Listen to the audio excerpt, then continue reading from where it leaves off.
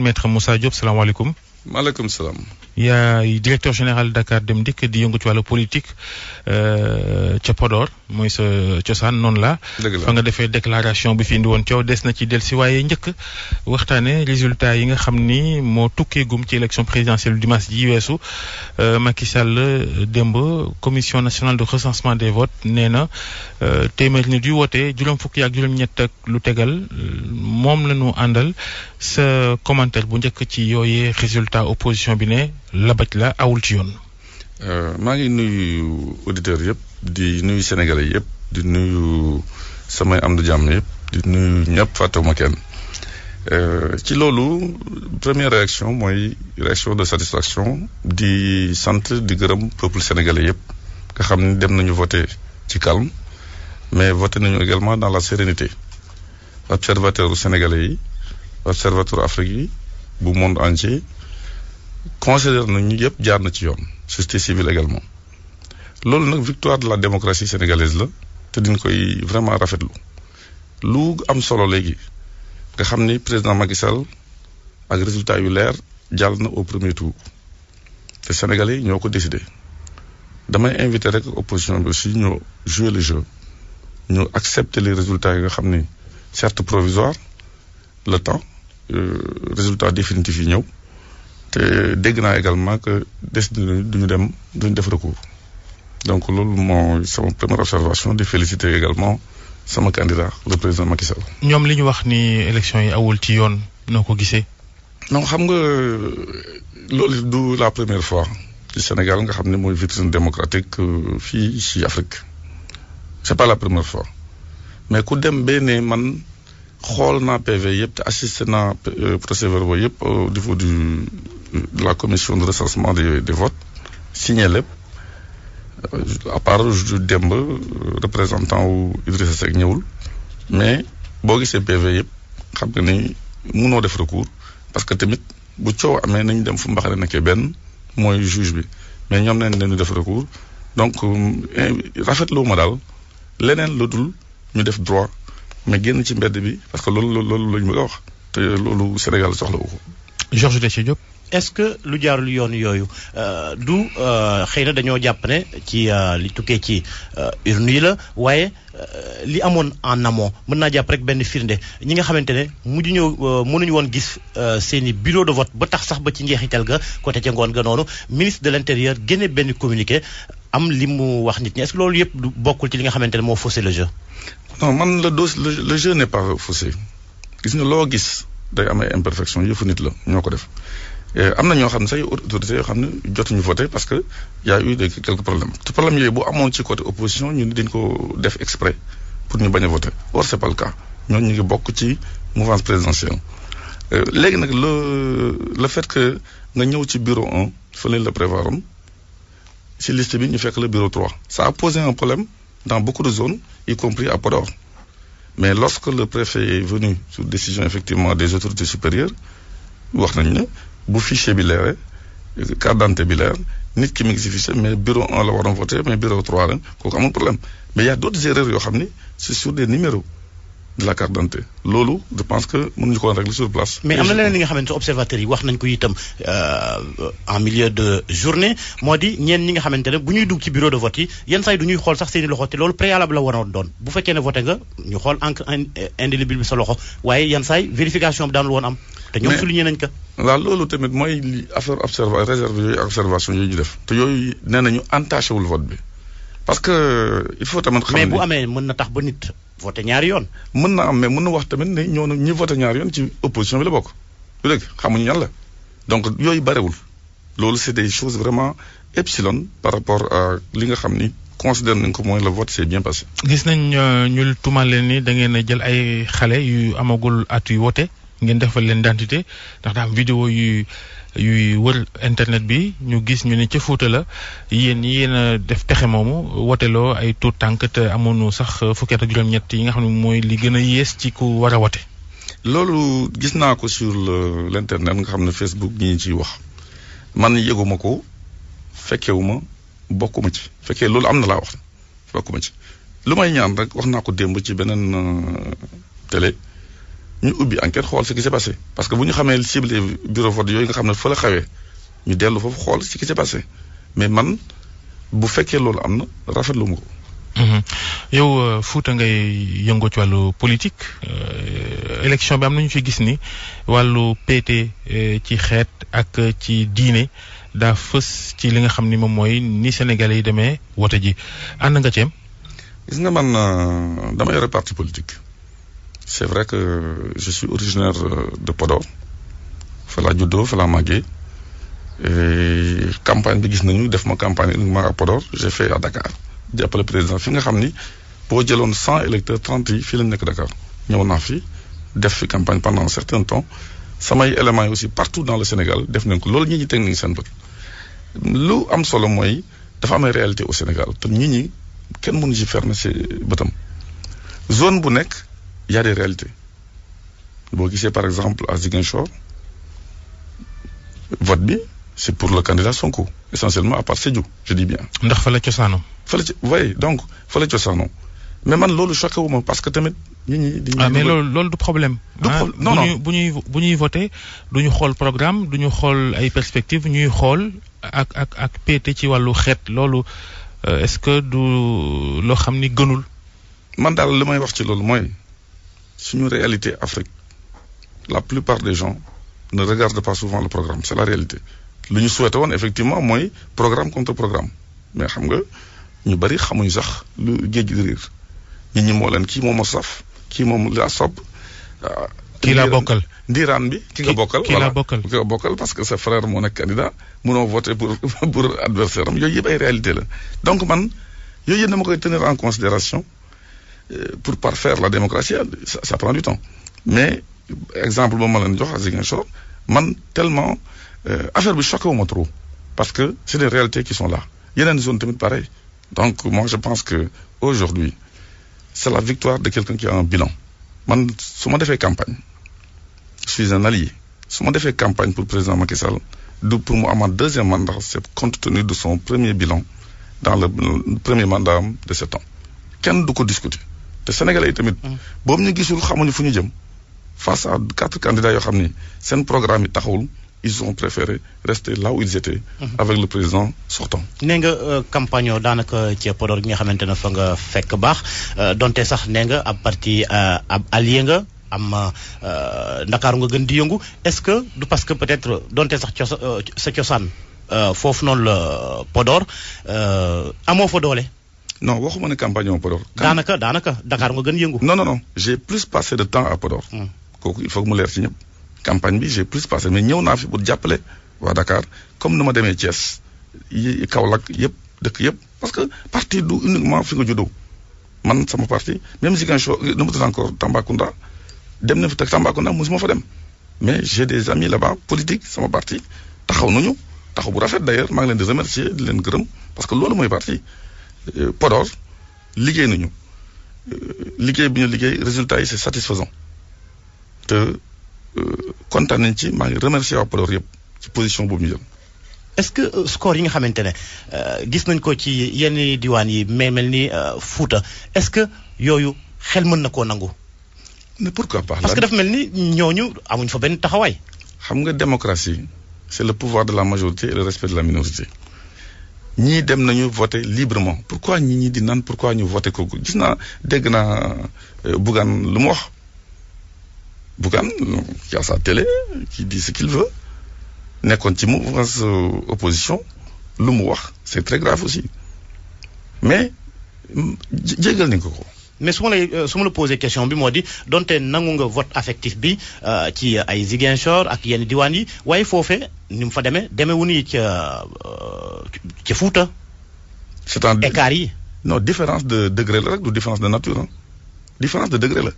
Mais les gens qui sont au Fouta ont voté massivement pour le président Macky Sall loolu démocratie moo ko nangu kenn mënul. lu tax nag nanguloo waa Touba votel ki leen neex ba nga leen di ŋàññ naan nañu xolli Ila Touba bi yóbbu ko Ila Fouta. gis nga côté boobu dama bëgg mu clair ci gàttal parce que j'en me suis assez expliqué wax dañ koy déformer man je m'exprimais sur le plan politique et je sais que c'est sur le plan politique que je me suis exprimé et boo xoolee audio bi sax dama ne attention waxuma tarixa waxuma dara xanaa ko wax loolu leer na bu ko waxul woon sax ñu interpréter ko. non li wolof naan ndaxum gënaat fajaala ci sa soxla mel ni nga def. mais lu am solo mooy boo xasee ba wax dara exprès ou pas exprès nit ki ngay waxal parce que nopp boo xasee ba wax moomatoo ko ku koy dégg ma ko moom mu xaw leen gêné je suis parti présenter mes excuses auprès du khalife général des Mourides. loolu dem nga fa. non dama ko def peut-être maa ngi ci yoon. maa ngi ci yoon mais dama ko def. di nga fa dem def ko. def naa ko 2 fois. donc même démb ci guddi j'étais effectivement invité seen benn confrère télé fii sur place defoon naa ko donc pour vous dire que nit ki mën nga ko toucher te defoo exprès oto sax boo koy dawal mën nga mbëkk nit te teyoo ko donc bu fekkee ne loolu offusqué na leen j'ai dit je présente mes excuses je pense que Sénégal la ñu nekk te nit bu nekk mën a def erreur mais su ma demee béggee nit ñi interpréter déformé ko surtout ñenn ñi jàpp ci parce que tout simplement. mais ñi nga àndal ci politique. voilà te féetee ak Macky Sall ku ci mel ni Moustapha Cissé Lo nee na yow ay toj-toj rek ngay wax. xam nga sama grand la Moustapha Cissé Lo mais moom laa doon bëgg a wax léegi man su ma demee ba ñenn bëgg ci langue jàpp ci parce que peut-être sama poste ça les intéresse et loolu gis nañ ko par fake news boobu nga xam ne génn barki démb mercredi. dina am GIE. biñ naan dàq nañ la. ñu ne dàq nañ ma te kii di dàqe yëgu ko. mais est-ce que da nga rëcc rek.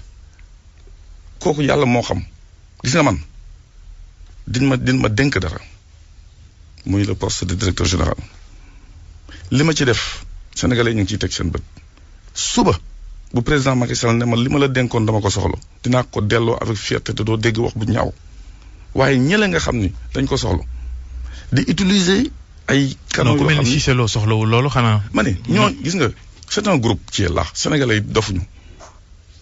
te man boobu information bi génnee maa ngi toog sama bureau de liggéey ba maa ngi dellu si ba ma ko vérifié mu faux j'ai demandé que bu ko kenn infirmer ni nga ko bàyyi ba ma xam kii kii mais tey xam na ñu bëgg sa place ñu bëggul sa place mais yàlla xam na ni man demain bu président Macky Sall neen dafa soxla poste bi dama koy delloo parce que man def naa samay preuve à Dakar Dem Dikk ailleurs donc koo xam ne en 2012 ba may xamante ak président Macky Sall candidat présidentiel laa bëggoon nekk mu dégg ma ici laa defee émission bi ak Mamadou Ibra Kane grand jury en tant que candidat mu gis ne la may wax dafa rafet li may wax dafa leer mu ne ma ñëwal bàyyil ñu dugg Macky 2012 kooku bu ñu la joxee Dakar Dem Dikk après nga def fa say preuve bu ko soxlee ma delloo ko y a aucun problème.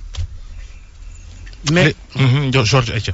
mais est-ce que yéen ci seen wàllu alliance xaw ma parti la ak ay coalition ak lu ni mel est-ce que du da ngeen ànd rek te daanaka da di ànd une unité de façade ànd bu façade kenn yéenewul kenn ki jàmm. loolu moo rafetul man dama loyal envers le président Macky Sall depuis 7 ans maa ngi ànd ak moom mosu leen ma déglu ma rek. mais ñeneen mën nañu wax loolu aussi. mais ci yéen seen diggante. li ngay wax nii dëgg la c'est la réalité comment dañu defe ni benn bokk yaakaar dafa limité wu à APR.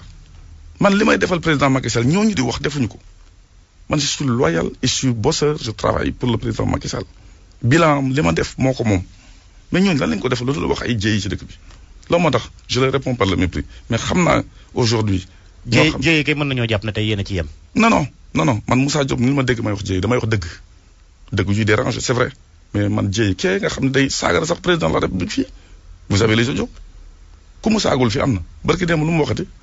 je m'en fiche de tout bas donc moi je préfère ne pas leur répondre continuer sama liggéey président Macky Sall. maanaam da nga ba wax ni Cissé Lo moo la dàq waxi toj-toj. non Cissé Lo man bokkuñ sax catégorie je préfère bàyyi ko ci ay waxam parce que di toog fii sax di wax affaire Cissé Lo daf may tàddeel. Maître Moussa Diop sa parti bi sa jëflante ak Macky Sall ci wàllu politique da ngay wéy ci noonu rek yor sa parti waaye xalaatoo fekki leen ñoom waa APR. fi nga taxaw ngay taxaw surtout que élection présidentielle yi jeex na wala. gis nga man un homme politique ou bien un politicien pour certains dafa war a am njëriñ politique mais njëriñ aussi sur le plan administratif li la dénk ci leen ma dénk maa ngi koy def sur le plan politique président Macky Sall xam na ne très bien je suis plus utile pour lui fi ma nekk en tant que allié que su ma nekkoon ci biir maa ngi ne en tant que allié gis ngeen ce sont des gens de l'APR qui me tirent dessus am na ñoo xam ne sax boobu nouvelle bi génnee woo nañ ci kaw pour naan ils sont candidats à mon poste des ex-ministres xam nga lu ma li ngay wax rek àndandoo boo xam ni waa ji allié la warul am dara président Macky Sall dafa jël ñëpp boole leen ne leen ñëw la ñu liggéey gis nga àndandoo boobu nag moom xam na ko comme que amaat na deuxième mandat boo xam ne ci premier tour am les coups de franche li ma koy ñaan mooy mu assainir environnement politique am ñooñu nga xam ni ci APR la ñu bokk di yàq te mën na ko. mais dafa mel ni sabar bi dafa commencé tas man Macky Sall selon les résultats provisoires premier tour la jàll léegi laaj bi mooy moom jàpp na ne benn mandat cote lay defaat yow ci sa wàllu bopp ab allié nga parti nga yor est-ce que pour 2024 noo koy waajale da nga fas yéene demal sa bopp wala. commencé nga ciy xalaat. gis nga man du ma nekk ko du ma confondre vitesse et précipitation dafa am moment wu liggéey ak moment wu di politicienne wala di politique tout simplement tey joxaat nañ ko deuxième mandat parce que bilan premier mandat bi dafa leer nañ ci moment liggéey lañ nekk pas di xool ay élection ci woon un exemple gis nga fi ma bokk muy Podor man maa convoqué tout le monde excusez-moi du mot convoqué man maa invité tout le monde pour ñu nekk benn jàppale président Macky Sall parce que am na ñoo xam ni arbitre soufflégul ñu sëgg pour lamb xalaat municipal man xalaatuma municipal j'ai dit à tout le monde c'est le temps du président élection présidentielle nañu continuer liggéey te boo demee Podor xam nañu carrément l'acteur principal de la victoire du président Macky Sall à Podor c'est Maître Diop du keneen. Donc non loolu moom mënoo ko wax ci kanamu ñoom Aïssata Tall Sall ak Racine Sy. vous savez man am naa beaucoup de respect pour sama grande sœur boobu ma déggee ni ñëw na fekk si finalement le président Macky Sall. xam ne ndax mooy maire Podor. ma ne man je suis né à Podor donc mu ñëw fekk si le président Macky Sall après vraiment presque des années yoo xam ni loolu doon ñaan parce que Podor bu nit ñi taxale ko ñu ne loolu moo tax jàllul parce qu'il est dirigé par une opposante bu nit ñi ñëwee ñenn ñi di kaas man maa njëkk a woo sama sœur Aïssata Sall félicité ko. man maa ko njëkk a dem seeti këram ba mu ñëwee Podor maa ngi moom daje nañ ci caravane ñu dugg ci oto saluer la population de Podor donc dama ci kontaan sama frère Racine Sy def na lu mu mën certes campagne bi gisuma ko trop xam maa ngi ko gis jour bi nga xam ne résultat am na mu génn di jubilé mais gisuma ko mu campagne. mais ay nitam campagne. dama la ne fësoon nañ ci stade Podor ga. bu fekkee non président moo ñëw. président bu ñëwee. mais ku nekk dafa wane boppam ndax yéen say nit dañoo sol say t-shirt ñoom ay nitam aussi sol ay. Georges xam na lu muy wax de parce que fekkee na ko. fekkee naa ko man maa ngi toog te sénégalais ñu ngi toog regardez les images. maa nga fa woon. dama ne jour kii bi jour arrivé président le 5 février ñëpp ñëw nañu mais campagne bi yemul si arrivé président le 5 la campagne ouverte le 3 le 5 lu des li yëpp gisuñu ko. jour bu résultat yi génne à 20h laa ko gis mu dugg ci otom di pimpin ci biir Podor dama koy wax parce que RG yaa ngi fi xam nañ la ñuy wax c'est la vérité man je me suis dépensé sans compter un franc Benno Bokk Yaakaar duggul sama campagne. foo jëlee xaalis boo campagne yéen ñëpp sax faf. gis nga du ma toog fii dinaan fu ma jëlee sama xaalis. non dañ laa dénk société nationale Dakar Dem Dikk ñu gis xaalis bi ni ngeen ko doon génnee ci campagne bi yow comme yaa toog fii tey wax ñu fi nga li nga campagne foo ko jëlee. non. La question, je vous la renvoie. Prouvez-moi que l'argent vient de Dakar Dem Dikk. C'est ça la question. déedéet waxuñu Dakar Dem Dikk lu jóge de dañu lay laaj foo ko jëlee. ma ne j'ai pas à me justifier ici. Ah bon? Non. Je n'ai pas à me justifier. dama ne xaalis bi ma campagne un franc jógewul si benn bopp. xanaa ci xaalis bi jógee dafa lëndëm. non su bëggee nga wax dafa lëndëm mais man. dañ lay laaj tontu ñu. da nga ma laaj mais man j'ai le droit aussi de vous répondre comme je pense. kon loolu doy na waat. pas comme vous pensez mais comme je pense moi. j'ai pas à justifier comment j'ai fait ma campagne ici. ku mu ko attaqué nag nga dem. parce que boo ko waxul mooy xëy na leerul. xam nga man dama nekk koo xam ni damaa weex donc Sénégal même bu dul affaire politique. combien de fois lu ñu wax ci man mais chaque fois bu may répondre nañu dem fu mbaxale nekkee benn mais personne n'ose m'affronter au tribunal. donc ku bëgg a wax ni affaire xaalis y a pas de problème mais toog di accuser nit ñi wala di la naan il faut nga wax par force. moi je suis pas obligé sa tontu bi tey na xel trop. mën nga wax noonu mais l'essentiel mooy que ni. li ma doon wax ci question bi mooy j'ai fait ma campagne seul jàppale président Macky Sall partout au Sénégal. et j'en suis très fier. Maître Moussa Diop directeur général Dakar Dem Dikk.